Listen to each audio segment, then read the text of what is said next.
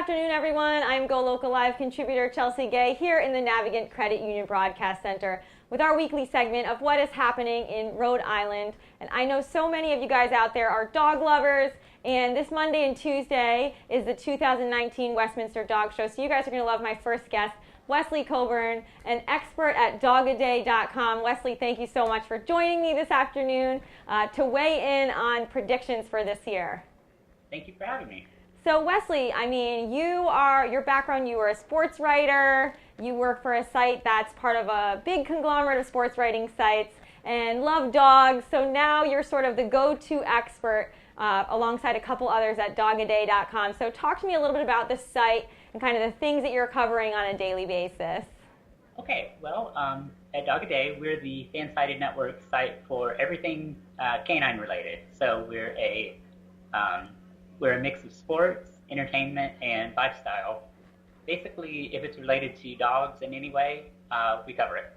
Yeah, so if you've seen those Facebook posts on, Valentine's Day this year, people are going to love on their dogs more than humans, and all the Puppy Bowl recaps, that's probably coming from your site, which is great. And I think people actually probably care about their pets on the same level as they care about sports, so it makes a lot of sense that you guys are related to a sports site as well. So for those who might not know about the Westminster Dog Show, it's in their 143rd year, I think we just discovered. And, talk to me about how it works, about the categories, and sort of kind of your baseline to do research for the predictions for this year. Okay, well, there are 7 categories. The herding, hound, sporting, non-sporting, toy, terrier, and working groups. All about 200 breeds that the AKC recognizes fall under one of the categories. Okay. So they each compete for best in their category, and then those category winners compete for best in show. And it's all adorable. Yes. And we love it. So this year you guys put out a really cool article about your predictions, you and a couple other members of the staff, or one other member I think, kind of feeling out what you think for this year, and it's actually appropriate because of the bracket process, but we'll talk about that later. But so tell me about your predictions this year, if you could, and kind of a little brief reason why for each one. Okay, well, for the herding group, I went with the Australian Shepherd because I'm partial to Australian Shepherds. Because they're awesome. My colleague Kimberly went with the Border Collie for the same reason. And then in the hound group, I chose the Whippet because a Whippet named Whiskey has won the National Dog Show and the AKC National Championship last year. So I think he'll keep on his roll. Yeah, I think he's going to continue on with that. Right. Kimberly picked the Dachshund for the hound category. Yep.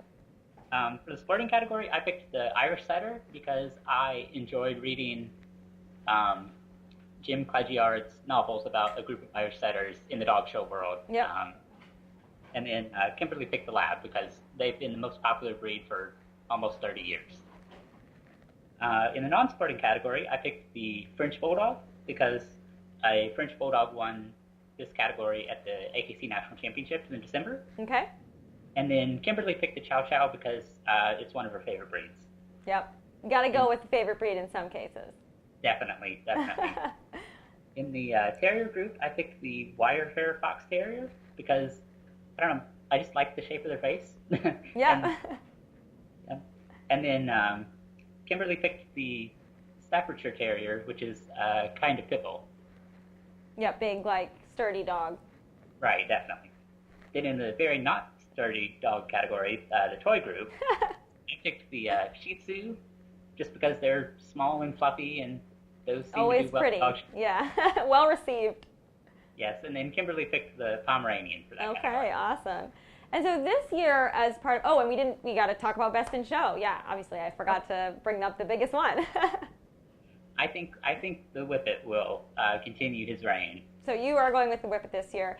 And so the interesting thing is Purina is also sponsoring a bracket, and I'm not going to be able to say it right. It's a huge mouthful. I don't know if you know the whole name of what the bracket is. But we'll put the link actually in our write-up. But they are allowing you, sort of like March Madness, to go in and choose your 7 picks. So tell us a little bit about how that works, the prizes, and sort of how, the fun of participating in that. Right. Okay. So it's the Purina Pro Plan Westminster Dog Show Bracket Challenge. Okay. Yeah, they couldn't shorten the name like at all, I guess. I know, right? But it's the fourth year that they've been doing it, I believe. Okay. You go to the website and enter your picks for each group, and then from those picks you choose which breed you think will win best in show. Mhm. So it's very similar to a March Madness pool. Yeah. So you're not gambling at the casino, but you're taking a guess here. Yes, exactly. So and then they're splitting $1 million among the winners. Okay. There are multiple winners. All right, so you can go on, make your predictions, even if they're just guesses based on kind of your favorite dogs that you have at home, and you can win $1 million or split $1 million with a couple other people. So it's definitely worth checking out. I think it's a really fun way to participate in the show. And then speaking of the show, it goes on over 2 days. And what are some things that happen as a part of the Westminster Dog Show that aren't just, the pieces you'd see on TV with, showing dogs? I mean, are there agility contests? What else are we going to see this upcoming dog show? Well, I'm not sure what they'll actually show, but in real life, there's usually a frisbee demonstration or an agility demonstration, to keep the fans in attendance there occupied, during the breaks. Mm-hmm. And then there's also, it's in New York City. Coming up this weekend, actually tomorrow, the AKC Museum of the Dog is opening. Okay. So, they could, visit that if you were around New York City. Absolutely. Yeah. And so, just sort of a kind of an aside, but this is the most prestigious event in the country in terms of dog shows. It's Right. purebred dogs, but with the whole movement of adopt and not shop, I mean, how does this sort of fit into that space while the other movement kind of exists at the same time? Kind of where does this fit in? Are people still kind of supporting this in droves, or do you notice that it doesn't generate as much interest based on sort of the adopting movement? I think it's kind of been, I think it kind of occupies the same niche as horse racing, Yep. kind of elite, but Yeah.